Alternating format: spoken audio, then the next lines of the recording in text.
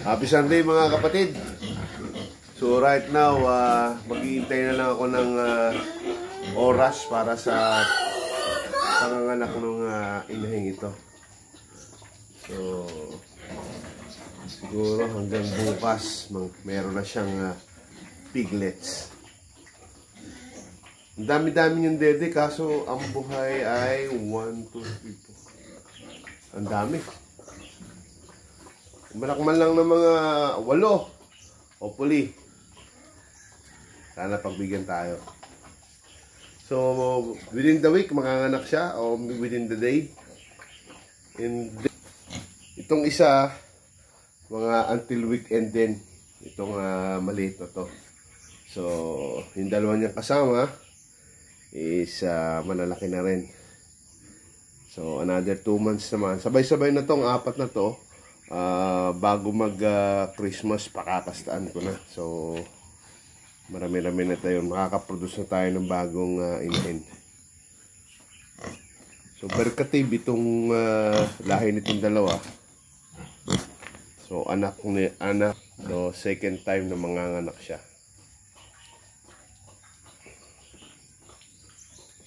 So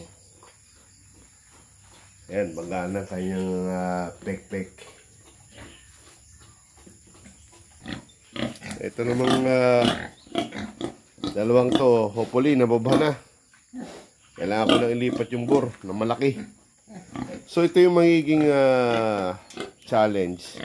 Kasi yung dalawang bergatib, yung mga iinahanin ko, medyo maliliit pa. Ay ang laki na nitong bulugan. So baka maghanap ako ng ibang bore. Baka hindi kayanin eh. Hindi pa naman ako nakapagtira. Dapat pala, ginawa ko talagang kumuha pala ako ng bore na native. Anyway, tapos na yun. So, hopefully, kayanin ng dalawa. So, siya yung bababa. Yung dalawang to. Sana kayanin. So, ito yung Quezon Black natin ng mga inahin. Sa ilalim ng bayabasan. So, pag may nalang na bayabas, kanila. Ito yung isa. So, yan, silang dalawa. Good morning po.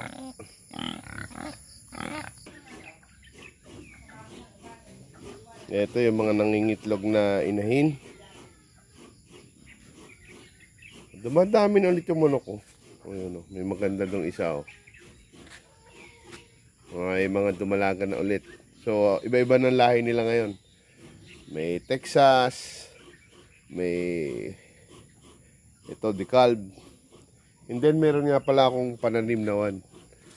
Lanzones at saka mangustin. So, binili ko kahapon. So, patatanim ko na lang kasi hindi ko na kayang gawin today. May natawad akong isang langka. So, ang gagawin ko rito, kasi marami na akong naitanim na namatay. So, i-irrigate ko na sila. Lalagyan ko na ng distribution ng tubig kapag dumating yung tag-araw para sigurado na mabilis lumaki at hindi mamamatay. So, I have almost 10, 6-4 na mangustin at lanzones. Itong nasa ulungan na to, wala talaga. Inalis na yung mga lalaki. So 4 na lang talaga na babae to na yung ating inahinin. So right now 6 na yung napili nating inahinin, additional dun sa mga existing. Maraming salamat po. Nag-iingay na sila, nagugutom na.